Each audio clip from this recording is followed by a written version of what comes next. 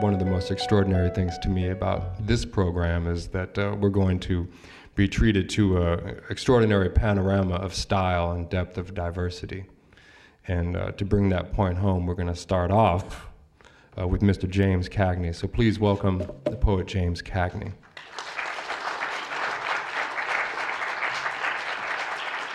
There is sun. There is sun. There is a snake on the path sunning. There is sun. There is water in the stream. There are daisies. There is sun. There is a snake on the path sunning. There is sun. There are trees. There are daisies. There is a feather. There is sun. There is the feather that she gave me. There is a feather. There is sun. There are daisies, there are words. There are trees, there are things. There are more things than there are words. There is sun. There is sun. There are foxtails, there are blank. There are irises, there are blank. There is a snake on the path in the sun, sunning. There is a squirrel. There is a squirrel in the trash. There is sun. There is water in the stream. There is a squirrel. In the trash, there is a snake. On the path, in the sun, sunning. There is sun. There is song. There is a song being sung by the birds in the sun. There is sun. There is flavor. There is a feather. There is a feather. There is hair in my mouth from her hug in the sun. There is sun. There is flavor on my tongue. There is singing. There is sun. There is a snake on the path singing in the sun. There is song. There is sun on the path. There is a squirrel in the daisies. There is blank in the trash. There is a song. There is sun on the snake. There's a squirrel on the blank. There are daisies in the trash. There is a snake in the stream singing. There is sun. There is sun. There is a path in the trash. There is hair in the feathers singing. There is song. There is song. There are birds. There is hair in my mouth. There is a snake on the path sunning. There is sun. There is sun. There is hair in my mouth. There is singing on the path. There is a snake in the trash singing. There is song. There is sun. There are feathers in her hair. There is flavor in the stream. There is a snake on my tongue in the sun sunning. There is sun. There is sun. There is singing on the sun. There are birds on the grass. There are squirrels in the trash. There are trees with feathers singing. There is sun. There is a snake on the path sunning. There is sun. All right. This past Saturday at the farmer's market, an African brother shoves at us a basket of boysenberries as if paying a debt. They bleed on our fingertips, plead sweet mercy on our tongues. Asked his name, the man smiles proper, his hand a gift, says, too complicated. We buy $9 in cherries off him, all white and red and spotted and sweet and sour too, flavors turning in our mouths, anxious as police lights. No, I nearly trip over this sister pushing a baby carriage. We know her, but couldn't pull her name for nothing. Her new daughter asleep in turtle shell carriage, her cheeks soft as rain-soaked petals. Her 3-year-old son, standing sentry, digs into our kettle corn sack only after mama stamps approval with a glance. Later, fish tacos for her, Himalayan curry chicken for me. Us both lunching, watching children bounce in the fountain. Hot pepper toes pickled cool in water. Giggles going off like Chinese firecrackers. Dimples in bloom. Tiny teeth at separate corners of the mouth grudge matching. Thighs you'd want to fried chicken bite so golden brown. Pity another poor mama. Her daughter catfish writhing on her lap. Mango shake shook everywhere. The little girl on a straw never blinks, channeling opium addict ancestors through the unique ecstasy of fruit sugar. This is us at Farmer's Market, circling back to Brother Too Complicated, who offers one arm for her, the other for me, a chain of chins along his shoulders. Where have you been, he says, double hugging us, and why has it taken you so long to come back? All right. This is a piece dedicated to my foster father and my cousin on my adoptive side, John Edward. One, Daddy. Old Crow, Jack Daniels, understood my father mouthfuls at a time. Jim Bean and Old Forrester were uncles in hard glass suits. They'd roll up in the knuckle-cracking sigh of Hennessy taking its first breath, then hound dog laughter and dominoes falling in hail on the graveyard of the dining room table. Relatives who existed only through stories and memory would ease in like zombies on ropes of blue Marlboro and Newport and Camel Smoke, then demand a seance in spades, coon can, and Texas Hold'em. No wonder they called it spirits. Spirits baited my father with Courvoisier, snatching him out of his body like a river catfish, and he'd vanish like that. Spirits made him burn rubber scream in the driveway, stand on my bed a sloppy marionette and speak in tongue, or just toss pans and skillets at midnight. I wouldn't see his ass again until the next afternoon, looking like something had chewed all the sugar out of him and spit the gray pulp on the couch. 2. Johnny. My cousin John Edward volunteered for possession every week. Spirits lit that nigga up like Vesuvius. He was certified. Electroshock exorcisms did nothing. Empty bottles and cans were his weekend storm warning. Old English, Colt 45, Crazy Horse Cisco, they demanded sacrifices in blood, so bottles of Haldol and Thorazine would dice roll under the couch Friday nights, then doors slammed to splinters, tables get flipped, walls kicked until straitjackets lay waiting on the lawn. Mama would cite visions of gang boys with tire iron erections and Johnny's convertible skull with its metal vent as if it explained anything. It didn't. Between dusk Friday and dawn Saturday, he'd still be ready to blow this motherfucker up. Do you want some of this? Do you want some of this? Oh no, oh yes, oh no, oh yes, I'll be damned, I'll be damned, I'll be damned.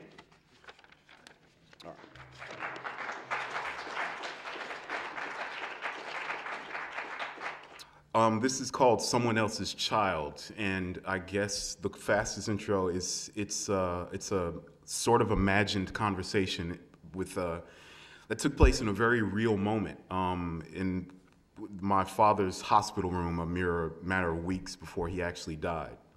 My father here is my foster father, and there was always in my life this level of awkwardness because I guess I was not biologically his own son, and he and I never really got to have the conversation that I imagine here on page in this piece.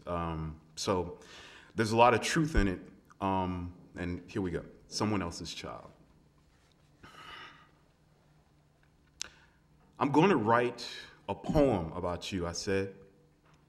Should I tell the truth or just make something up? What you'd write about me? I'd write about the small things, like catching my first perch on a cane pole and accidentally slapping you upside the head with it.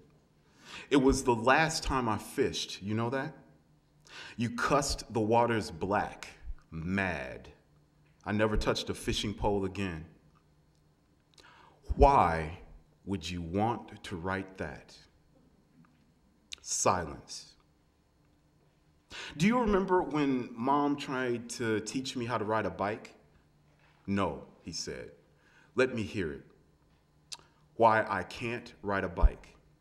I outweigh my mother by at least 50 pounds, though her effort to help find my balance is more colossal than any man's. My father, fingers rooted in pockets, watches us at a distance, like we're on a channel he'd like to turn. That's a sad poem, he said. Can't you write nothing happy? Not with you in it, I said. But I ain't never hit you, thumped your head once or twice. Mostly, I'm stuck remembering what we never did. Share something, play catch even. Wasn't no athlete. Tried teaching you how to drive. Sitting next to me on the freeway holding the steering wheel doesn't count. Well, ain't had nobody to teach me none of them things either. Did you ever hold me when I was a baby? I asked. Nah, afraid I'd drop you. Besides, you were someone else's child. Didn't think we'd keep you very long. Thought for a while she'd come back and take you back to your people. If you wrote a poem about right now, he said, about us here in this room, how would it go? Last rites. While sitting with my father, waiting for his end, white tubes sprouting from his wintry branches, I watch the hospital clock. See us men watching one another not look at each other for 1 hour and 15 minutes. Somehow in that ridiculous gulf of time, it never occurred to either of us to even say, I love you. All you write, he said, are sad poems. What would you have me write? The truth. Your poem ought to be called with no C, and it should go like this. He did the best he could with what he had, and he ain't had nothing except the blues. The end.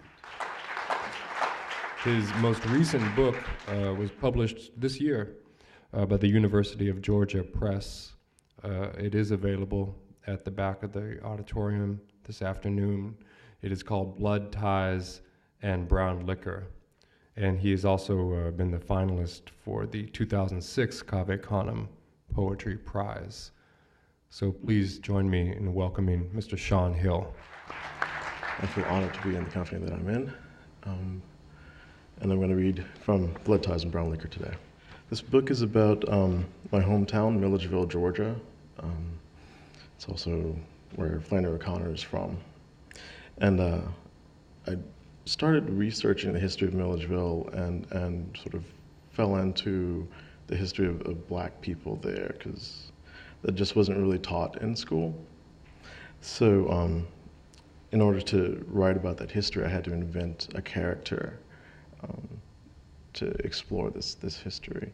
And the character's name is Silas Wright. And this first poem I'm going to read is titled Silas Wright at Age 7, 1914. It's about that moment of gaining letters. Silas follows a fish's wriggle in the shallows between reeds. He scribes the line in his tablet, as much pride in that line as a man in his son. He almost giggles. Still he goes on. The next letters come easy. With this, he'll have more than a mark to bind. Rambling across the page again and again, in messy rows, on it flows until he goes a little off the page's edge. He smiles. He's surprised to hear when his mouth opens, "That's mine." So this really lovely book that Georgia put together for me has this great painting on the cover. It's a painting of McIntosh Street in Milledgeville, Georgia. It was painted sometime in the 1940s by a man, Frank Stanley Herring. I saw this painting after I'd written this next poem, and after I talked to my grandmother, and she mentioned this street to me that I didn't really know existed, because by the time I was coming up, the Black Business District, which this is a painting of, was pretty much gone. And in the past few years, I think they've erected a monument to it. So this is next poem is about the Black Business District in Milledgeville. Nigger Street, 1937. McIntosh Street, the sign reads, like the apple, red but not red delicious red, but red like red-eyed gravy on grits at Gus's, or red like stoplights, but they're also green and yellow, like apples in Allen's Market on the corner, and red like those powders and syrups kept behind the counter at Doc's Pharmacy, and red like stoked coals or embers, red in Saul's forge, red, and red like the stripe on Richard's barber pole, and the stitching around buttonholes of overalls of those coming to town on Saturdays, and red like the 3-ball, solid red in the side pocket at the Blue Moon, and red like the eyes of those late-staying patrons, early in country churches on Sunday mornings, and in church the red of the edge of white pages in a black-bound Bible coming together, closing, read as the congregation rises. This next poem references a lynching, the lynching of two couples in Monroe, Georgia. It occurred July 25th, 1946. It's now referred to as the Moores Ford lynching. Insurance Man, 1946. Silas, you might not be here come April. Ain't none of us ever promised tomorrow. If you died right sudden, you'd need a will. That way you control your nickel when you're gone. Get your ducks in a row, Silas. You might not be here come April. Yeah, your policy's up to date, and we'll pay, say, if you lose an arm at the elbow at the mill. But if you died, you need a will. Double pay for accidental deaths. We still have you down. Your wife won't need to borrow, Silas. You might not be here come April. Being alive is enough to get you killed. Did you hear about them folks up in Monroe? If they hang you from a tree, you'll need a will. Your folks won't have to worry about a meal with this insurance when that day of sorrow comes. Silas, you might not be here come April. If you died right sudden, you'd need a will. This next poem is titled Milledgeville High Bun. Beat, beat, beats beat here. The sound of the train on the Georgia road, the measured claps of the wheels at the gaps of the joints of the rails, is the beat of the hammer on iron and anvil at the smithy, Saul's shop, shaping shoes for mules and horses. And the sizzle of red metal and water is the train's whistle, and all echoes resound and diffuse. And the last word returns, like watermelons here, with summer heat. Beat with a hammer, beat when he, a boy, broke into the garden at the county jail at night when the beat men were asleep, because theirs were the sweetest. So bust one open, the dull thud just before the crack, and eat the heart, and move on to the next. And he moved on to women, and settled eventually on one, and finally busted her with finality, thud before crack. And he measured time, raising the sweetest watermelons for a time, and time served. He returned, a man, and he lay on the tracks of the Georgia road, cradled by the rails. Heart stopped. Old railroad abandoned. Between cross ties, trees grow. A feral pig roots below branches.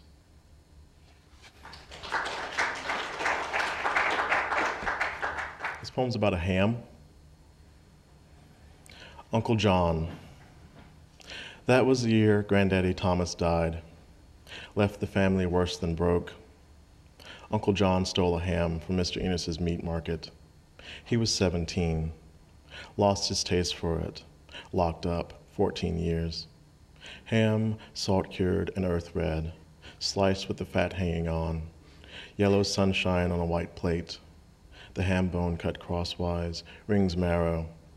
A dark eye, all in the skillet making gravy for grits. Lost his taste for all things salt, the ocean he hasn't seen, woman and man. He don't never want to see no more ham on his plate. Hates pigs. Was hard for him. Hates white folks too. Time off for good behavior. They didn't hold him to the last 6. He's a hog farmer. Only eats beef and chicken and turkey. Fish, turtle, and rabbit. Squirrel, possum, and coon. And seasons his greens with smoked oxtails. Can't raise white folks for slaughter.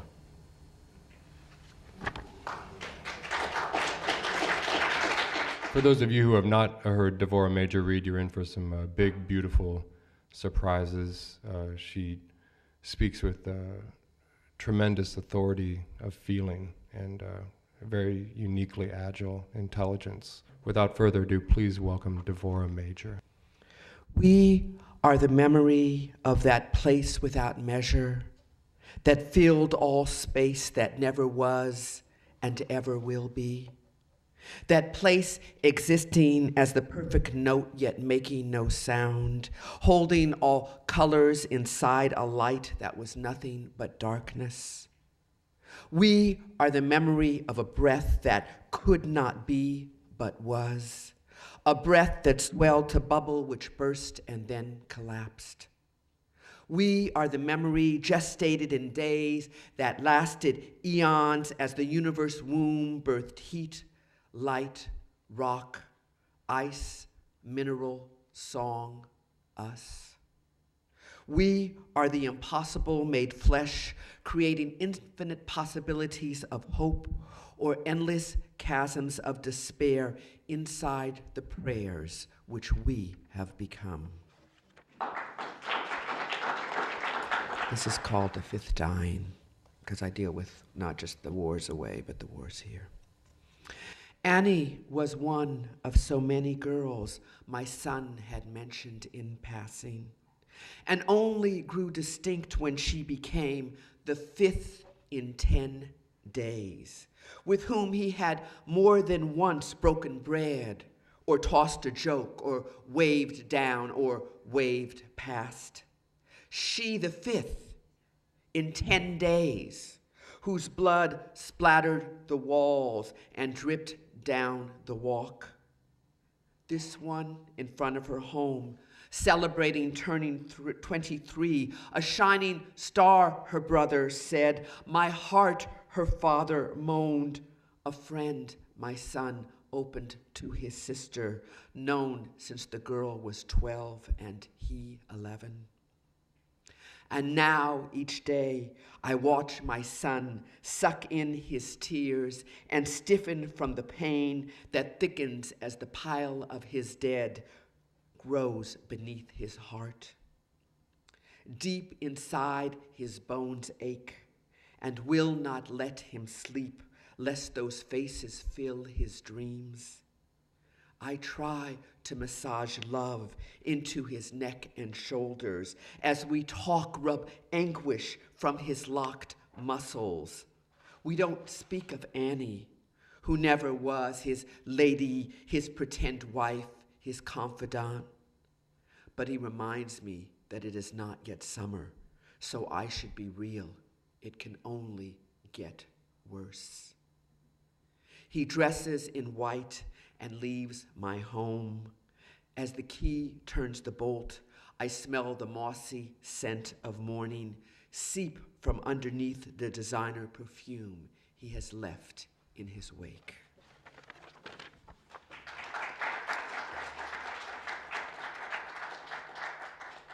And this is, I have several poems in various soldiers' voices, some that I made up and some that exist. This is for Jessica Lynch. War memories. I have forgotten myself.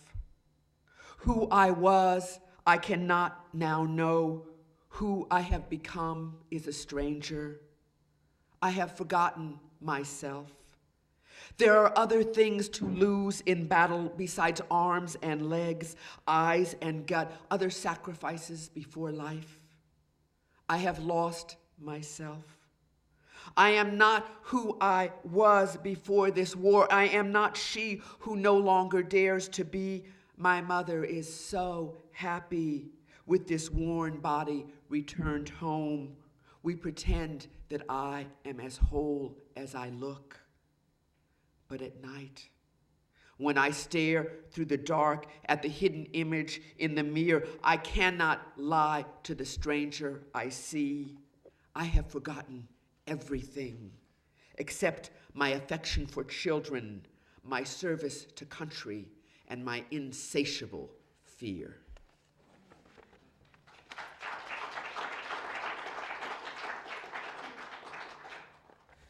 Sizing up the cost of war. What is left but the shoes? Shoes scuffed and torn, no longer having feet to carry them, shoes empty now. Work boots still bearing mud from the last field that he had plowed with his father, empty now. red sneakers with white stripes, brought back from America by her oldest son given to her youngest. Both of them immediately running outside, kicking the soccer ball back and forth, the older ruffling the youngster's head after a well-aimed goal. Empty now, heavy and white. They were the first pair of shoes she ever walked in, the first she had learned to untie so that she could wriggle out and once again feel the sand sift between her toes. Empty now. His work boots were resoled many times. Next season he would have bought a new pair, or perhaps the season after that. But these old ones, darkened from the oil, had become supple and familiar. They knew his feet, grasped his ankles, and kept them strong. Empty now. She had smiled when he offered her the embossed leather pumps, made for her in Italy, from the pattern he had carefully traced. Around her narrow feet, long toes tapered in perfect symmetry. Empty now. Regulation boots, smoothed by the sand salt crystals, seeming to be so much of the desert they had walked. The inside soles showing imprints of thick, heavy feet. Empty now. And these handmade slippers that were a vanity only, a grandmother's silk-flowered kiss that never touched the ground, because as her father's favorite, she was still carried everywhere. Empty now. The red heels that she saved for, the brown loafers passed down, the sandals strapped and tied, all empty now. The flesh gone, the blood gone, the legs gone, all gone.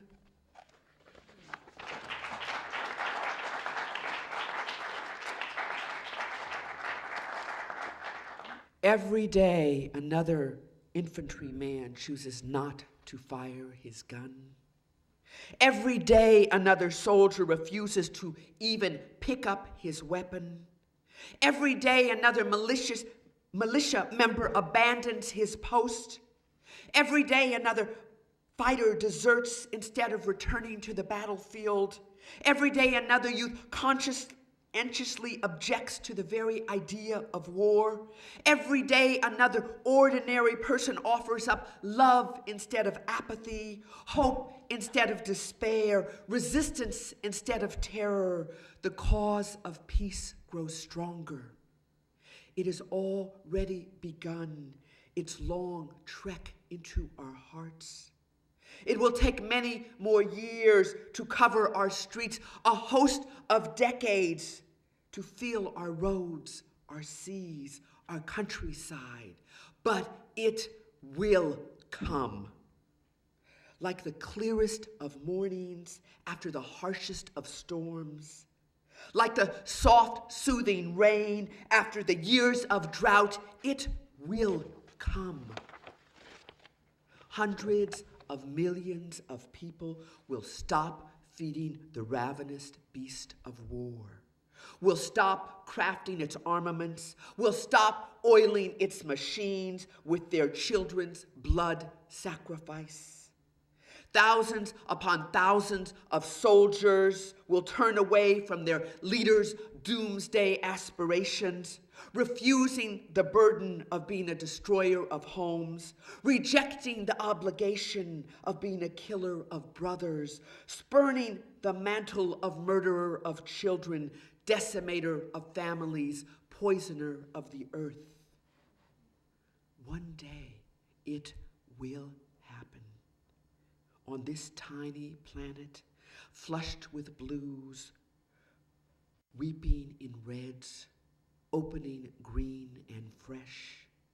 It will be quiet on this day, so quiet it will pass almost unnoticed, because there will yet be hunger and floods and fire, There will yet be storms and despair and disease. There will yet be struggles and madness. But when that morning comes, thousands upon thousands will get up. Millions inside millions will stretch out and face the challenges of the moment with our tongues wrapped around the idea of peace, trying to feel its weight, hear its song, remember, invent, discover, recreate its rhythms as we begin to walk the long trail of healing. Sow it to grow it, be it to see it, peace. Sow it to grow it, be it to see it, peace. Sow it to grow it, be it to see it, peace. Do I have time for another?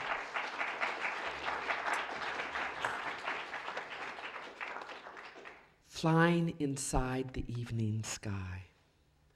I don't know the name of the blues that shadow our path. One is sweet and light, a cool meringue. Another sharp but still. A third thick, presses down upon the rest. Cobalt, they would say, of the uppermost. A blue that hums deeply, a harmony of firmament, refusing clouds, denying stars, shining inside the cosmos. A forever blue, where life dies and is reborn. An eternal blue that exists above the storm. A blue that doesn't suffer discord, that would smile if it had a mouth, embrace if it was armed, comfort if it grew heart. But instead it arcs, a concert of blues, hovering over the earth in an endless ocean of impossible quiet. Thick with blue beyond blue, a blue that disappears when clutched in the fist, a blue that is invisible and solid. Thank you so much.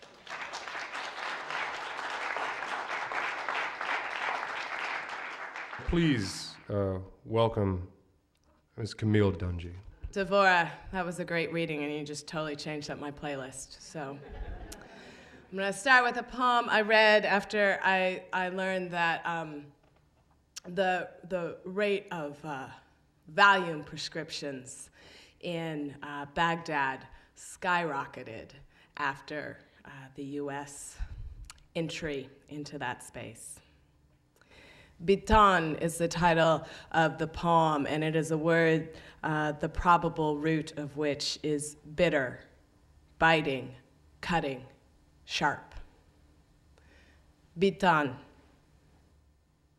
Once, she was a fierce, dark girl whose tongue skipped top of mouth, teeth, teeth, top of mouth, teeth.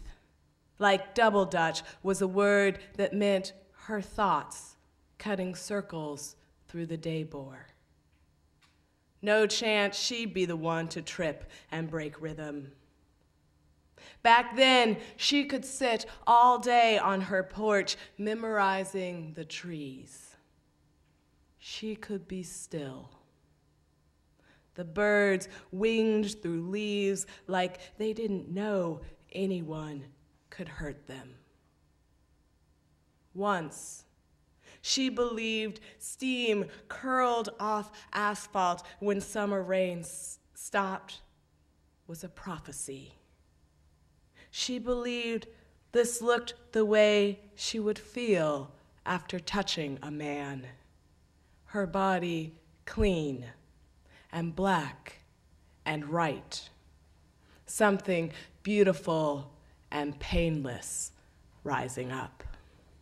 I was talking with a friend about that idea of leaving places and leaving places behind. And the title of this poem is actually stolen directly from this conversation in which he said there was a particular state that he would never go back to. That's a state I'll never go back to, for Doug. Once I got over the problem of not knowing how, I couldn't go back to not curbing my tires. But it took a while to get past forgetting to register street cleaning hours. And love Love was my handicap, though I had no permit to hang from my rear view. So I collected 7 or 10 little slips I had every intention to pay off, except I skipped town for the summer and returned to find the guys staying in my apartment toss them.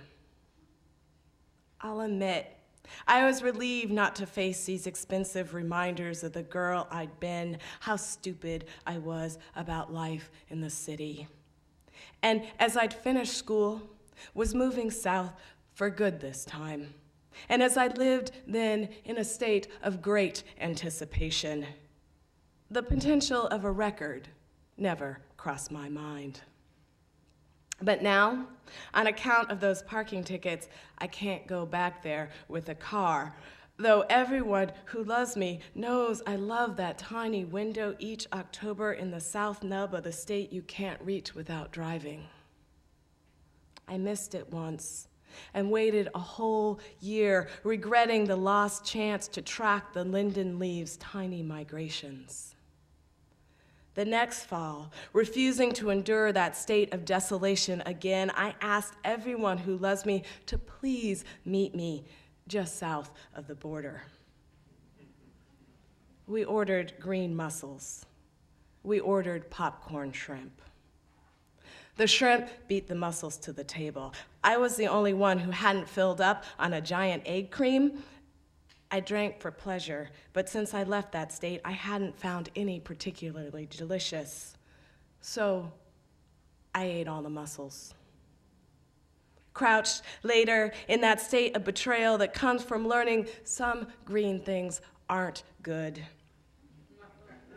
Considering the law of averages, inertia, that a body in motion stays in motion unless faced with an equal or opposite force, peer pressure, scatology, the projected near immediate devastation of world forests should certain highly populated nations generally adopt the US model of toilet paper consumption, germ theory, my own role in depressing the mean average of common human hygiene, I knew I never wanted to be anywhere near that state again.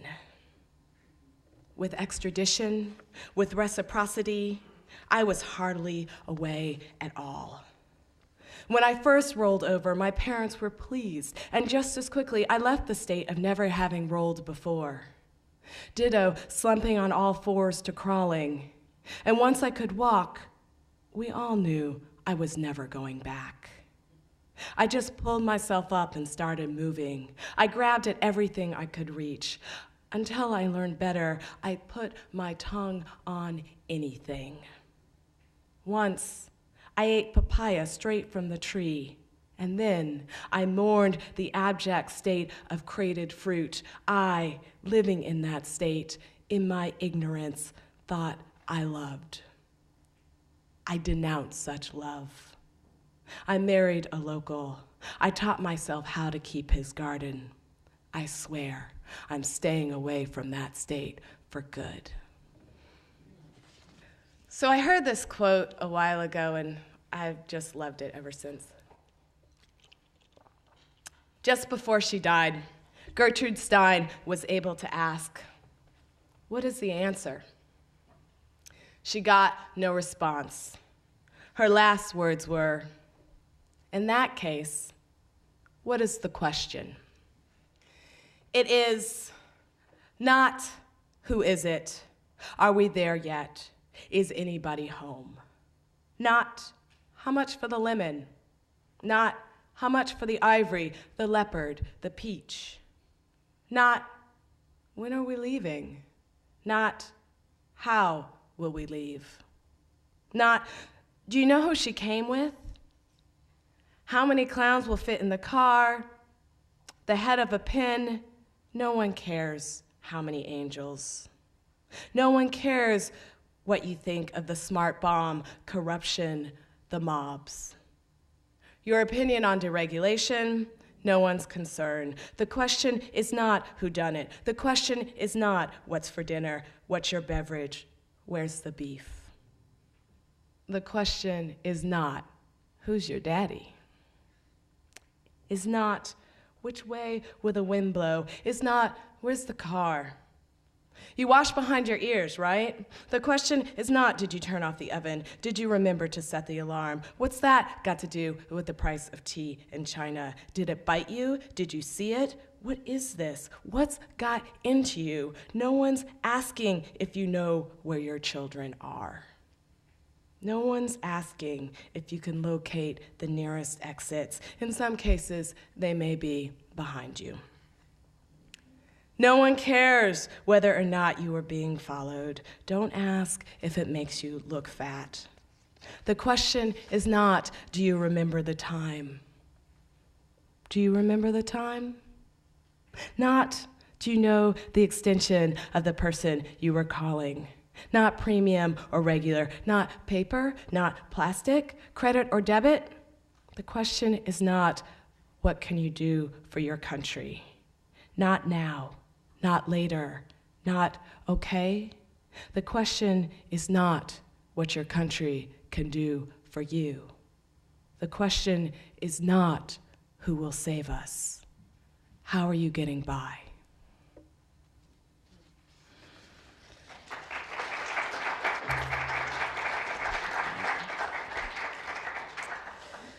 I'll end with a love poem. My lover, who lives far. My lover, who lives far away, opens the door to my room and offers supper in a bowl made of his breath. The stew has boiled, and I wonder at the cat born from its steam. The cat is in the bedroom now, mewling. The cat is indecent, and I, whom trying to be tidy, I, whom trying to do things the proper way, I, who am sick from the shedding, I am undone. My lover, who lives far away, opens the door to my room and offers pastry in a basket spun from his vision. It is closely woven, the kind of container some women collect.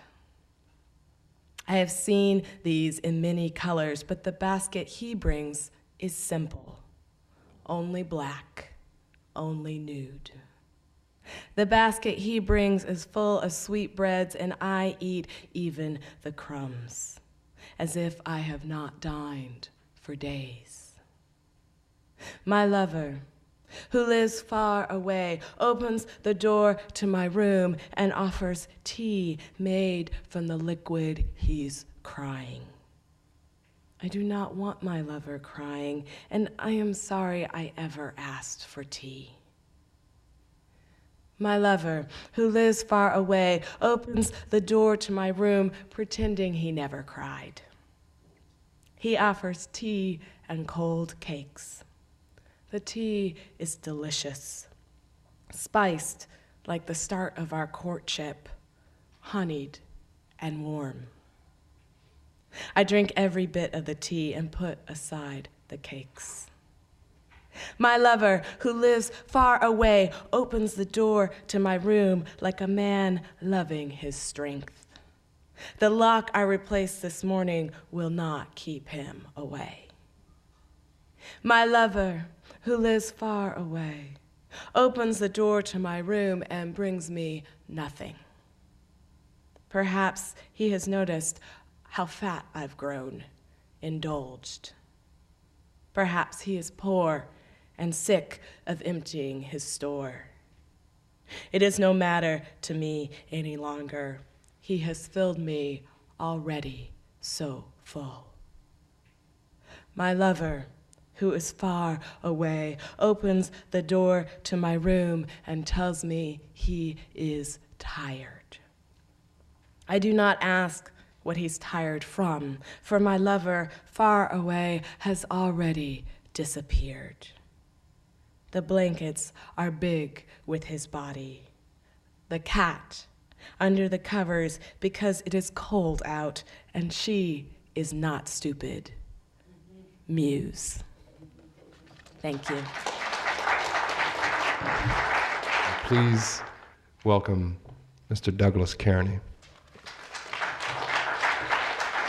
How many people know the song Living for the City by Stevie Wonder? Yeah, all right. Well, there's that great skit at the end where Stevie Wonder plays all the voices and he's, gets arrested and everything. So we started just going around going, New York City, skyscrapers and everything. So this is a poem that reimagines that gentleman exiting the bus in that skit as John Henry and his time in there. So this is just one section of it. Skyscrapers and everything. Mr. J. Hammer Henry, with your black as rail spike neck, mallet-muscled Mr. J. Bama Henry outlandish off bus, could barely fit, hammer, poking out stowage like natural man's poke or skyscraper haymaker to the concrete for deep machine sleep, bus engine, stutter coal smoke woe. Don't go, John Henry, natural man, electric traffic light raise its bloody hand. Don't go across that street. All right. The flood song poems were poems written in reaction to Katrina, and I was trying to figure out, how can I enter that space of writing poems about that? I'm not from there, I don't have immediate family there. So I began to think to myself, who benefits from that tragedy? Who benefits from that kind of disregard for humanity? And the only thing I could think of were animals. Animals would benefit from that. So this first poem is called Flood Song number 4, Mosquitoes Drinking Ditty. Drink every hour, next up this hour, and every hour after was born down in the river. There's enough to go around. Drink every hour, next on the hour, and ever hours after was brown down in the river. There is not to go aground. Drink every hour, neck up the shower, and ne'er a shallow after was born down by a river. There's enough to go around. Drink every hour, next up this hour, and every area rafter down pour upon the river. There's sea love to go ground. Drink carry hours, messed up the sours, and devilry so laughter were burned down by the river. Air enough to go around. Drink air is next, or up the ebony land is air hereafter. Drown morsels bite the survivors, go around, they are enough.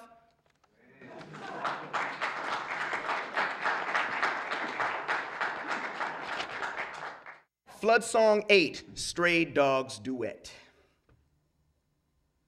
The every I learned. Food for the good. Love. Your hand smiled with meat. You wanted me to understand you with my teeth. Hunger seemed the only tongue we shared. The sky opened, closed its door. The sky opens, closes its door. The sky. Hunger seems the only master. No, we both understand something like love. Good doggy, what I do now. You know, you could feed pigeons and they know to go there to get food because people feed them. Well, animals are smart like that. So sharks began to follow the ships. Because if you have human beings packed up like IKEA bookcases and one of them gets sick, you have to get rid of that sick one so it doesn't get all the other humans sick and ruin your investment. So you throw them overboard and the sharks follow. This poem is a peppy poem about the Middle Passage called Swim Chant for Nigger Merfolk, an aqua boogie set in Lapis. It samples Parliament, it samples The Little Mermaid, there's an interpolation of T.S. Eliot, and it samples Robert Hayden. Never learned to swim, but me sure can dive. Over million shipped, wow-wow-oo. Over million shipped, wow-wow-oo. Let your fish bones lip, woman. Let your fish bones lip, oh man. Let your fish bones lip, woman. Let your fish bones lip, oh man. Make a wish, ye black fish. Make a feed, be black bleed. They's company coming. Hammerheads, hammers, head to ham or head till hammer's fed. Oh, they's company knocking. Great white jaw, great white jaw, juju, no, they's company dining. Duppy guppy say stay we in azure amber, can't remember, oh, they's company haintin'. And all about was a darkening cloud, and the gullets filled of brine and kine. Cattle, chattel, charnel channel of a deep blue. See all about that darkening cloud, and the gullets full of water, and the gullets full of slaughter. Assault, assault, oh, charnel channel of a deep blue sea. Poseidon slides his foaming shroud, assured no one will see. Just look at the world around you, right here on the ocean floor. Such wonderful things around you. What more is you looking for? So sang a pair of ragged claws scuttling across the flow of silent seas. Oh, ye nigger merfolk. A love song for song lovers. It'll all be fine? Attention, nigger mermaids, mermen and merninnies, chained like hooked and sink sardines. Do not bleed into the sea. The stains won't wash out. We ain't responsible for your mess. Much obliged, the management voyage through. They's company hatin', can't remember. Oh, they's company hatin', the stains won't wash out.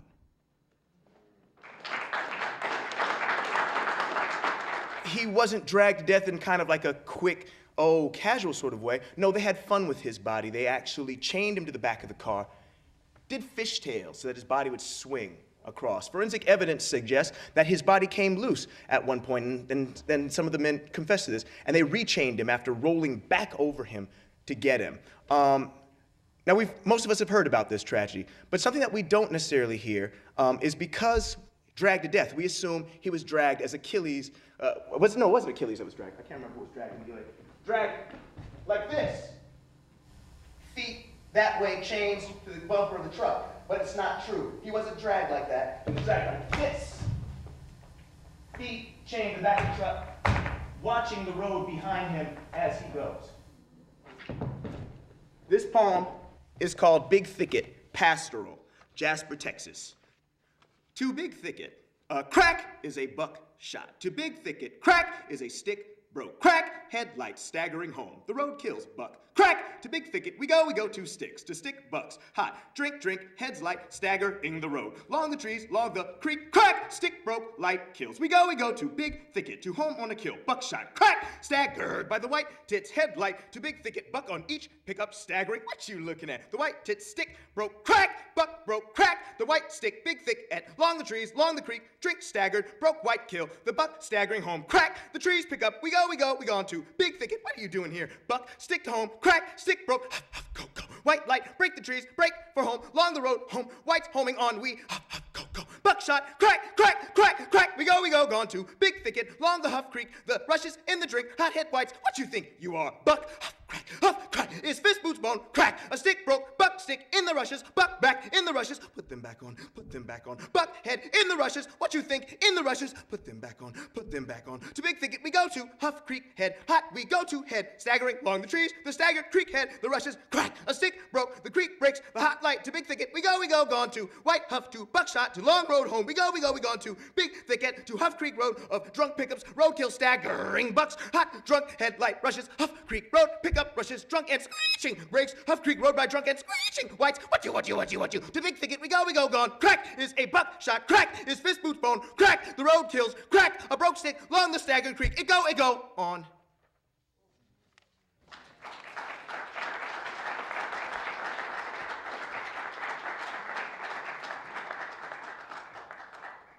And I'm going to close with a poem from the book.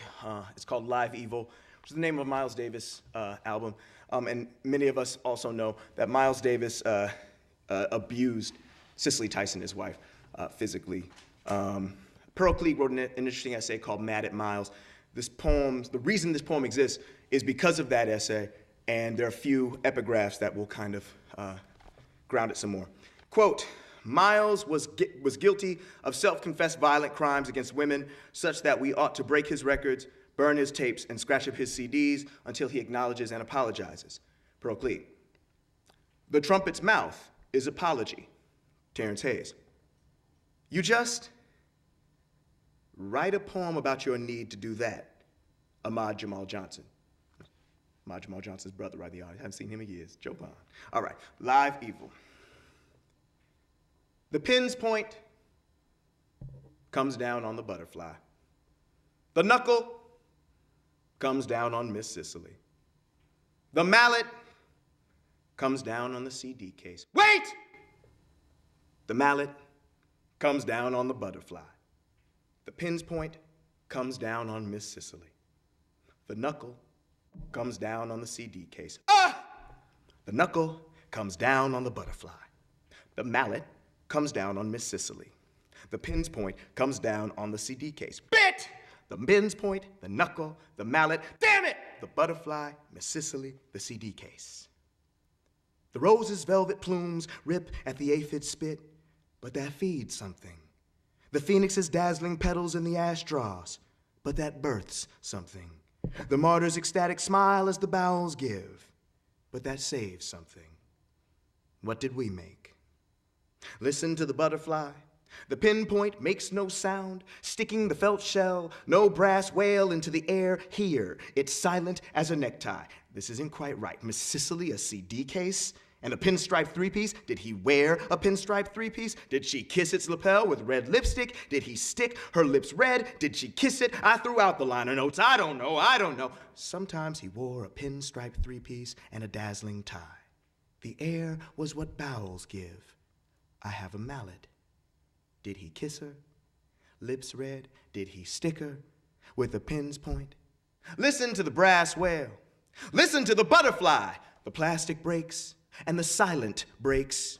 This is the song of a man thinking he can build a rose with a mallet, make an infant phoenix with a pin's point, be a martyr with knuckles. This is the song of a man who threw out the liner notes. He wore ash straws. Wait a bit, damn it, Miss Cicely! Why won't you wait? Listen to the song of a man giving what bowels give. He had a mallet, and the oils in the hands cripple. The butterfly won't fly again, so butter wait, butter stay, butter still. My fists are felt. What have we made? Better wait, stay still. Listen to the song of a man in its three-piece shell. It comes down. It comes down. The pin's point, the knuckle, the mallet. Wait a bit! No birthing, no saving, no feeding. Damn it! Listen to the song of a man who breaks. What have we made? Thank you.